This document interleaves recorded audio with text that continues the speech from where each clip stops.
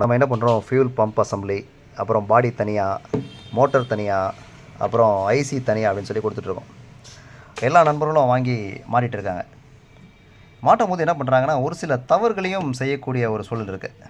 என்ன தவறு செய்கிறாங்கன்னு பார்த்தீங்கன்னா, மாட்டி முடித்த பிறகு ஒரு டெஸ்டிங் பண்ணுவாங்க. என்னென்னா, இந்த டியூப் இருக்கு இல்லையா, இந்த டியூப் வழியாக உள்பக்கமாக காற்றை ஊதணும்னு சொன்னால் போகக்கூடாது.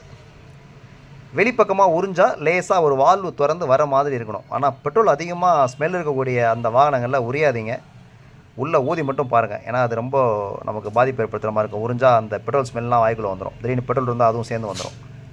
எனவே என்ன பண்ணுங்கன்னா, ஊதி மட்டும் பாருங்கள். அப்படி லாக் ஆகிடுச்சுன்னா நீங்கள் சரியாக மாட்டிருக்கீங்கன்னு அர்த்தம். அப்படி லாக் ஆகாமல் உள்பக்கம் காற்று போச்சுன்னு சொன்னால் நீங்கள் மாட்டின ஃபிட்டிங்கில் ஏதோ மிஸ்டேக் இருக்குதா ஒன்று புரிஞ்சுக்கலாம். ஒரு ஓரிங் போடாமல் விட்டுருக்கலாம். அப்படி இல்லைன்னு சொன்னால் இந்த ப்ரெஷர் ரெகுலேட் வால்வில் லீக் இருக்கலாம். இது வந்து ஒன்று. ரெண்டாவது பார்த்திங்கன்னா, அந்த ஃபில்டர் மாட்டும் முறை.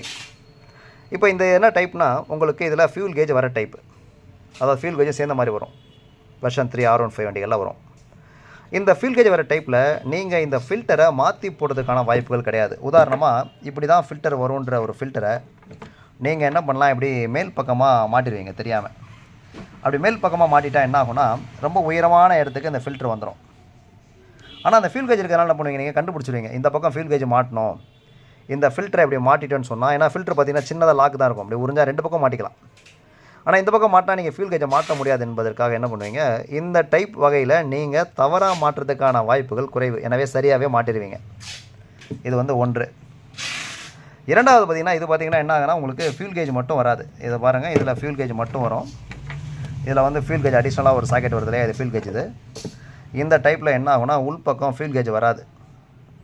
அப்போது நீங்கள் என்ன பண்ணலான்னா, இந்த ஃபில்டரை நீங்கள் 2 பக்கம் மாட்டுறதுக்கு வாய்ப்புகள் இருக்குது. சரியா, இப்போ இந்த பக்கம் மாட்டிக்கலாம், இந்த பக்கம் மாட்டிக்கலாம். நீங்கள் இப்போ உதாரணமாக இந்த வண்டி டேங்க் வந்து பக்கவாட்டில் வர வண்டிக்கு மாட்டுறது.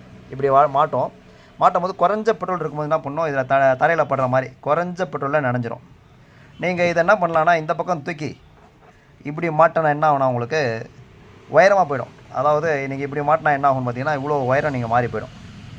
ஸோ உயரம் மாறிடுச்சுன்னா என்ன ஆகும், உங்களுக்கு குறைஞ்ச பெட்ரோலில் இந்த ஃபில்டர் நனையாததுனால பெட்ரோலை உறிஞ்சி வெளியே தள்ளாது. அதாவது பெட்ரோலே இந்த ஃபில்டரில் படாது. இந்த ஃபில்டர் பெட்ரோலை மூழ்கினா தான் உங்களுக்கு சக் பண்ணி வெளியே தள்ளி விடும், இழுத்து வெளியே தள்ளும். இல்லைனா உயரத்துக்கான வாய்ப்புகள் இல்லை. நம்ம என்ன பண்ணலான்னு பார்த்தீங்கன்னா, ஒரு முறை முன்னாடியே ஒரு ஃபோட்டோ எடுத்துக்கலாம். எப்போவுமே ஒரு ஃபியூல் மோட்டர் கழட்டத்துக்கு முன்னாடி ஒரு ஃபோட்டோ எடுத்துக்காங்க. அது மட்டும் இல்லாமல் இந்த 3 பேஸ் லைன் ஒயர் இருக்குல்ல, இதே ஒரு ஃபோட்டோ எடுத்துக்காங்க. நமக்கு மாட்டினோன்னா ஒரு சின்ன குழப்பம் வந்துடும். எந்த ஒயரு எப்படி மாட்டலாம், சென்டரில் எது வந்துச்சு, லெஃப்ட்டில் ரைட்டில் எது வந்துச்சு, இந்த குழப்பம் வந்துடும். இப்போ எல்லாக்கிட்டையும் ஃபோன் இருக்குது.